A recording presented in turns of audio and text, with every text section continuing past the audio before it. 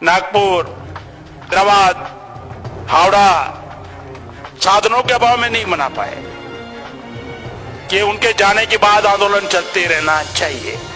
ये जो व्यवस्था हम नहीं बना पाए अभी तक, इसी वजह से उनकी व्यवस्था जिंदा है।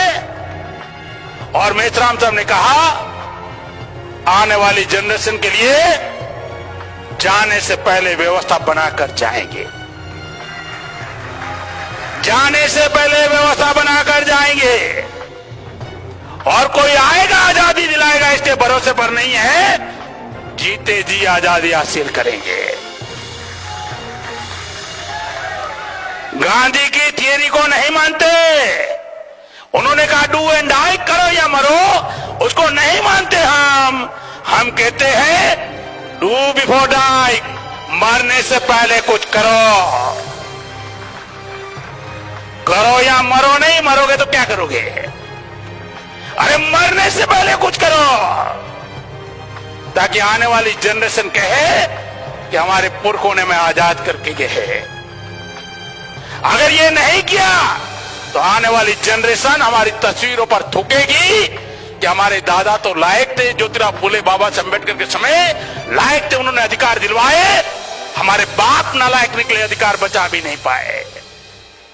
आने वाली जनरेशन हमारी तस्वीरों पर थूकेगी। इसीलिए हम लोगों को नेक्स्ट जनरेशन के लिए अपनी व्यवस्था बनाने के लिए भामसेब जो भी काम देता है, जो भी उद्देश्य भामसेब ने जो भी जिम्मेवारी लगाई, जो भी ऑर्गेनाइजेशन बनाया, वो आपकी रिस्पॉन्सिबिलिटी है। अगर भामसेब ने व्यवस्था परिवर्तन का उद्देश्य रखा तो उद्देश्य की जितनी भी रिक्वायरमेंट है वो हमारी रिस्पॉन्सिबिलिटी है। आप ये नहीं कह सकते हो कि विद्यार्थियों का काम विद्यार्थी देख ले, आप ये नहीं कह सकते कि महिला का काम महिलाएं देखे, आप ये नहीं कह सकते हो किसानों का काम किसान देखे, आप ये नहीं कह सकते आदिवासी का काम आदिवासी देखे, आप ये नहीं कह सकते गुमंतु का काम गुमंतु देखे, आप ये नहीं कह सकते मुसलमानों की समस्या मुसलमान देखे। हमारे उद्देश्य की जितनी रिक्वायरमेंट है, व्यवस्था परिवर्तन की जो भी रिक्वायरमेंट है, उस रिक्वायरमेंट को फुलफिल करना होगा। एक मिशन है और एक मिशन की रिक्वायरमेंट है, एक मिशन है और एक मिशन की रिक्वायरमेंट है। और मिशन की जो रिक्वायरमेंट है, अगर उसको फुलफिल हम नहीं करते हैं तो आने वाला समय भयानक परिस्थिति लेने वाला है।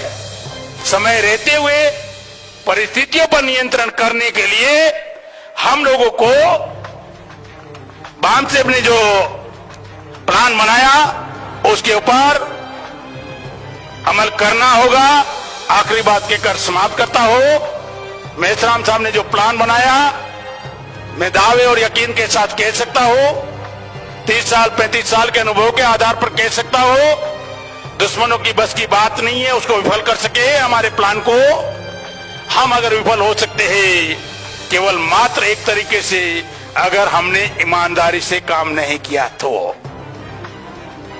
अगर हमने ईमानदारी से काम नहीं किया तो विफल हो सकते हैं। और यही कारण है, पिछले 20 साल पहले मेश्राम साहब ने स्पीच में कहा था कि ब्राह्मण हमें गुलाम बनाए रखना चाहते हैं, इसलिए हम गुलाम नहीं है।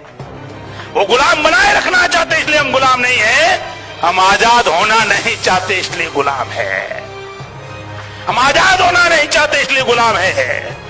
और ये जो आज जो ये सब्जेक्ट रखेंगे, इसकी गंभीरता को देखते हुए समाज में आप उसको प्रस्तावित करोगे और इसके लिए समाज को तैयार करोगे, इसी आशा और विश्वास के साथ मैं मेरी बात समाप्त करता हूं। आपने मेरी बात ध्यान से सुना, इसके लिए मैं आपका आभारी हूं। धन्यवाद। जय मुनवासी।